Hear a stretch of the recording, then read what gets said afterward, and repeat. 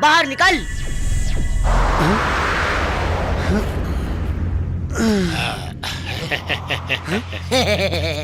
अब भूत भूत नहीं, यमराज के दूत। दूत? ए, बिहार के लड़का बानी, बुड़बक नहीं खी। और इतना तो पढ़ो लिखल बानी। अरे दूध तो मरला के बाद आवेला, हम तो अभी जिंदा बानी। बिहार के लड़का नीचे देख। हाँ नीचे देख, नीचे नीचे। हाँ?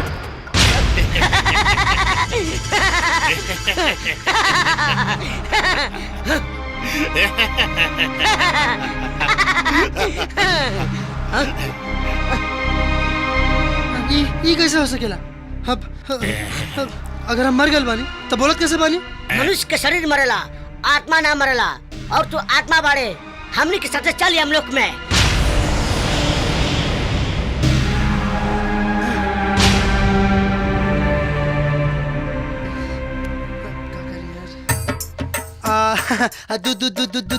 दूध जी, अपना नाम है 2-4 बीघा लिखा के हमरा छोड़ दी ना। अच्छा ही तो कुछ पैसों रख ली। ए मूर्ख, जौन भी यहाँ होला ऊपर लोक में नहीं। हमने के न लोभ आवेला न माया आवेला। चल चल हमनी साथे चल। ना जाए तब रस्सी में बांध के रास्ता में डासा कर ले जाए। लागत ना मनी, बैठे ही के पड़ी। रास्ता भर दासा हो, कैसे बढ़िया बैठ जा बेटा। का सोचता रे? कुछ ना, चली दूध जी। चल चल। ओम क्रीम क्राम क्रूम सुमंडाय नमः अंसायम वाह।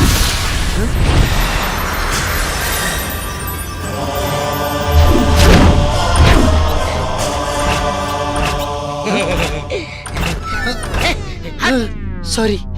मनुष्य हमरा पीछे पीछे आ। चल चल चल चल ऊपर आओ।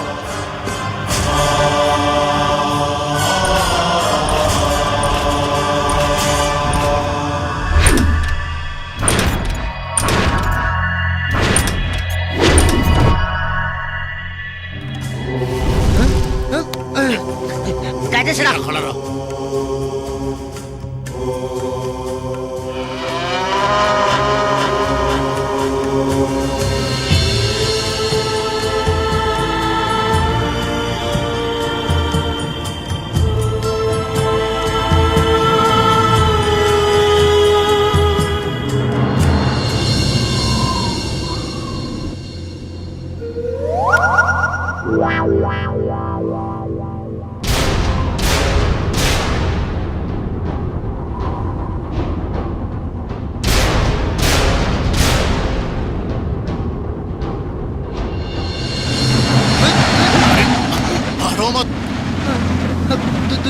दूध जी, तनी आराम से चलाई ना, बहुत डर लगा था।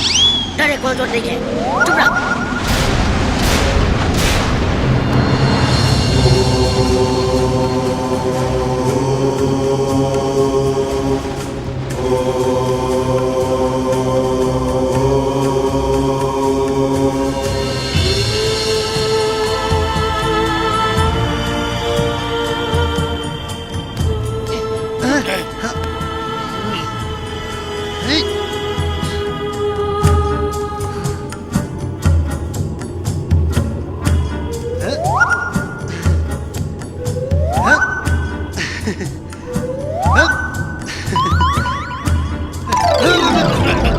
सीधा खड़ा रहो, दिमलात कहे बड़े। Sorry sorry.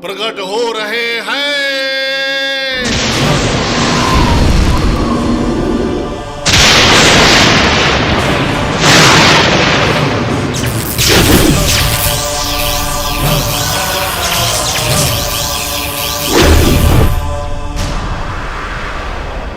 महाराज दंडवत। बंभोर जंबा। आसन ग्रहण करी महाराज। यम है हम।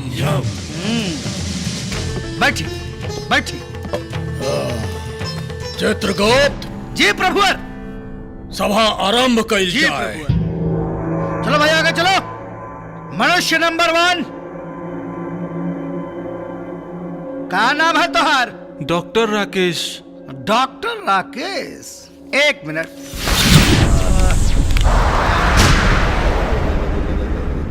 प्रभु। हाँ घनघोर आश्चर्य। का भइल हो? ये झोला छाप डॉक्टर हो। हाँ? एक नंबर का फराट। मरीज के अस्पताल में भर्ती करके बेहोश करके किडनी और सब लीवर और निकाल के दुबई में बेचत रहा है। ये बहुत बड़ा अपराधी हो। वेंटिलेटर पे मरा हुआ मरीज की काट रहा है जिंदा बा। खूब पैसा बटोरे लाई। बंभोर जंबा। जी प्रभु। कारे पापी दुष्ट। अरे डॉक्टर के तो लोग समाज में भगवान के दर्जा देला और तू दुष्ट किडनी बेचत रहे। नहीं। ए चित्रगुप्त। जी प्रभु। एकरा के हाँ एकदम डायरेक्ट नर्क में मत भेजा। जी प्रभु। एकरा के ऐसन रास्ता से भेजा हाँ जिसमें सांप, छुचुंदर, बिच्छू हाँ। एकरा के काटे और सुना। जब ये एने ओने करे ना तो ब्लेड से एकर पेट चीरा, अतड़ी चीरा, एकर लीवर निकाला। कितना चिल्लावे एकरा के नरक में भेजा। महाराज ऐसा सजा मत दी महाराज। प्रभु के आदेश का पालन हो। महाराज महाराज मत दी महाराज। महाराज महाराज छोड़ दी महाराज। क्षमा कर दी। यम है हम। जी प्रभु आप हैं। चित्रगुप्त जी प्रभु। आगे के बुलावा के बा। दूसरा मनुष्य हाजिर हो। आए बहुत हिल रहे हैं। भूकंप में पैदा हुए थे क्या? क्या नाम है आपका? पंडित रविशंकर चतुर्वेदी। शंकर। एक मिनट। देखा देखा देखा एकर कुंडली। आई। प्रभु हाँ ये तो पोंगा पंडित है। अरे बाप रे बाप। अपने परिवार को छोड़ छाड़ के ये मंदिर में पूजा नहीं करता था। ये लूटता खसोटता था और भोली भाली मासूम महिलाओं और औरतों को बच्चा पैदा करने के बहाने ये बहुत बुरा कर्म करता था। बंभोर जंबा। का हो रहल बा ए चित्रगुप्त? ई पृथ्वी लोक में अनर्थ प्रभु। अनर्थ। एकरा के ले जा। जितना ताड़ी बा एकरा उ सब नोचला। धीरे धीरे ताड़ी के एक एक बाल नोचला। साधु बन के घूमत रहे मृत्यु लोक में। ले जा एकरा के। क्षमा कर दी महाराज। ऐसा नाम क्षमा कर दी महाराज। अब ना करब कभी ना। अरे भूकंप के औलाद तो साधु नहीं सवादो है। चल बहुत रास्ता में हारे के तंग कर बैठ तू। अब तोर फैसला बाटे। चल जल्दी। पता ना का होई। चित्रगुप्त जी प्रभु। अगला के बा हो? पृथ्वी लोक से आया हुआ अगला मानव हाजिर हो। अब तंग के लगे फल मिली तोरा। आगे जाके सीधा लाइन में खड़ा हो जाओ। सीधा। हम का नाम है तोहार? शंकर। शंकर। नाम तो शंकर है। तनी काम देखिए इनके। देखा देखा। प्रभु हाँ? घोर आश्चर्य। ओहो ये व्यक्ति कभी मंदिर नहीं गया। मंदिर की सीढ़ियों पर नहीं चढ़ा। हाँ? हाँ पूजा पाठ ना कैलेस। बाकी माई बाबू का सेवा खूब कैलेस। मनुष्यता का धर्म निभावलेस। भाई बाबू के सेवा कैलाश। जी अरे चित्रगुप्त प्रभु। अरे तू हमरा रुलाइबे का रे? प्रभु मुझको भी भावुक मत करिए। इतना पापी पृथ्वी लोक में ऐसनो लोग बाका। मैं भी रो रहा हूँ प्रभु। एक काम कर। एकरा पूरा ढोल बाजा के साथ स्वर्ग में भेजा। अच्छा स्वर्ग में भेजा एकरा के। महाराज के आदेश का पालन हो। दंडवत।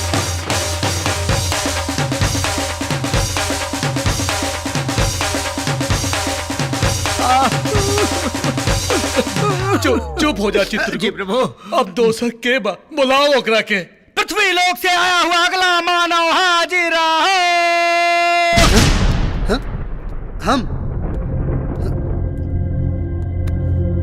ओह, बड़ा मासूम बच्चा है। बालक, का नाम है तुम्हारा? रंगीला। रंगीला। रंग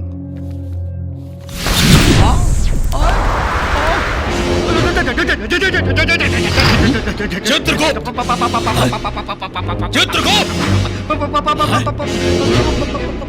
कहाँ भाई? प्रभु आए जल्दी आइए आइए। दाल में कुछ काला लगा था, पता करे के पड़ी।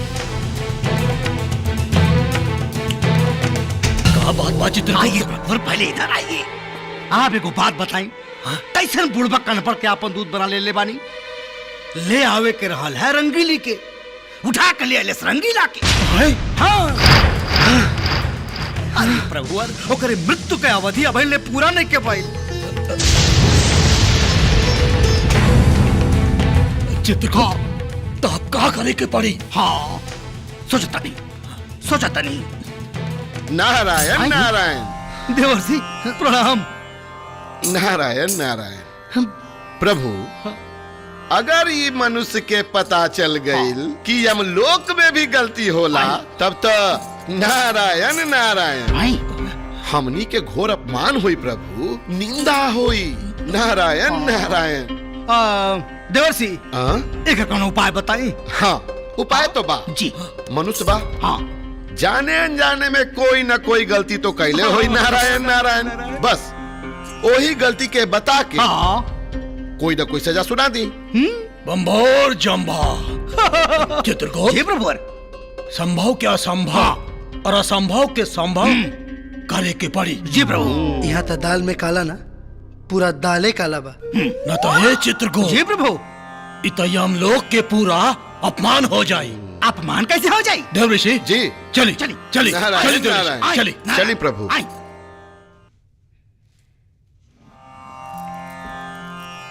नारायण नारायण।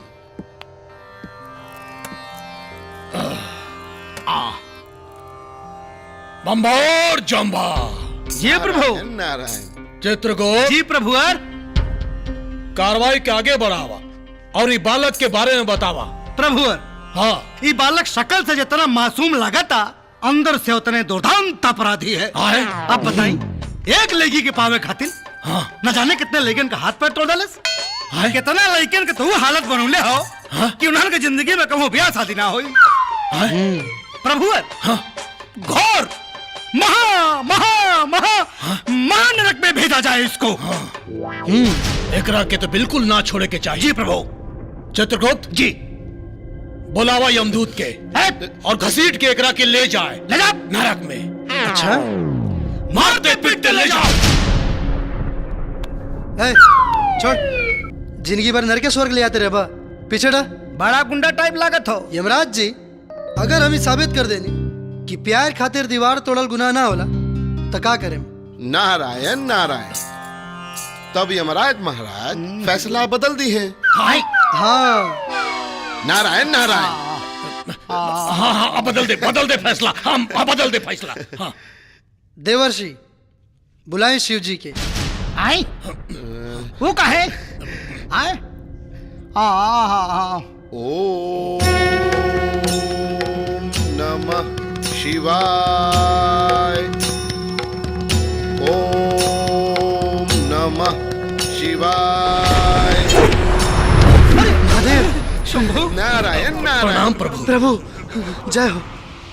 कल्याण हो देवर्षि, काहे खातिर यहाँ बुलेनी है? नारायण नारायण। प्रभु, ये बालक रउआ से कुछ प्रश्न करे के चाहता। हाँ पूछा बालक, का पूछे के चाहता रहो? बोला। हाँ हाँ। प्रभु, एगो बात बताई कि जब पार्वती माता जब नहात रही और वो गणेश जी के आज्ञा दिल रही द्वारे पर से अंदर केहू के मत आवे दिया, और रउआ वैजा पहुंचनी और गणेश जी रउआ के देख के द्वारे पे रोक दिलन, और रउआ फिर अपने बेटा गणेश जी के मुड़ी काट देनी। तो का हम पूछ सके नहीं काहे? ओ बालक मामला जरा प्रेम और मिलन के रहे। हर हर महादेव। सेम मामला तो हमरो रहे। हमरो मामला तो प्रेम और मिलन के रहे। तो अगर हमरा के नरक भेजे के बाद तो हमरा से पहले प्रभु के नरक ले जाई। और हाँ, जब तक ले भगवान जी नरक ना जाइए तब तक हमहू नरक ना जाए। कौन है बालक? धरती का छठा हुआ बदमाश लग रहा है प्रभु। नारायण नारायण। प्रभु ई बच्चा बा, दिमाग के थोड़ा कच्चा बा। रउआ जाई, हम एकरा समझा देब। रउआ जाई। ठीक बा प्रभु। प्रभु कल्याण हो। प्रणाम हो। अच्छा बा, सबका चच्चा बा। बम्भोर जम्भा। नारायण नारायण। देखी लोगन, हमारा दिमाग में हर भगवान की गलती के लिस्ट बा। अब रउआ लोग अगर ई इल्जाम लगा कि धरती पर हमरा पीछे कई गो लड़की अपन जान छिड़कत रहे और सब के हम दिल तोड़ के केहू और के अपन दिल दे बैठनी, तब फिर बुलाई कृष्ण जी के। कई गो गोपियों के साथ रास लीला रचौला के बाद राधा जी के साथ ऐतिहासिक प्रेम कैला के बाद भी रुक्मणी से काहे बिया कैलन? अगर हमरा के नरक भेजे के बाद तो हमरा से पहले उनकरा के नरक भेजा। और इंद्र भगवान के लीला तो जग जाहिर बा। कहल रहनी ना, हर भगवान के गलती के लिस्ट हमरा दिमाग में बा। ऐसा नाच नचाए कि ऐजा रंभा और संभा ना, आप लोग ताता थैया करत नजर आए।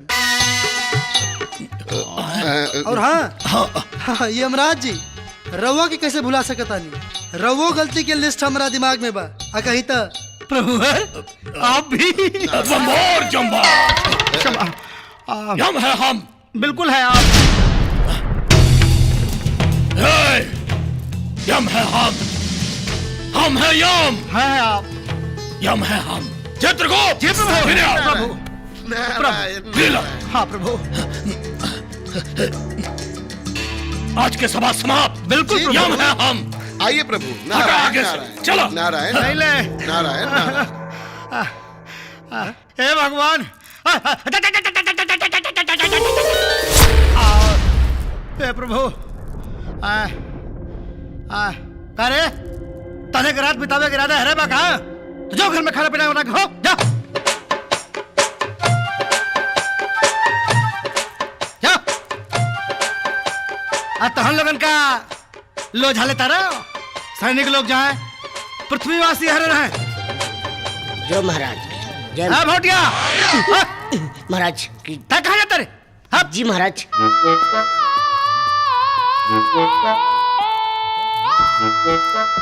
महाराज की जय हो। खुश रहो बेटा। हे बचवा। हाँ महाराज। दिमाग भचुआ गए हो, बड़ा काम के ले बनी। खोपड़ी दर्द करा तेरे बाबू। हायो जो पृथ्वी लोक से आइटम ले बने तनी भेज हमरे सनकछ में तनी मूड महाराज मारा। चलो बालिके। मारा ते बेटा खसे बा ई ना। ओ आओ बालिके चलो।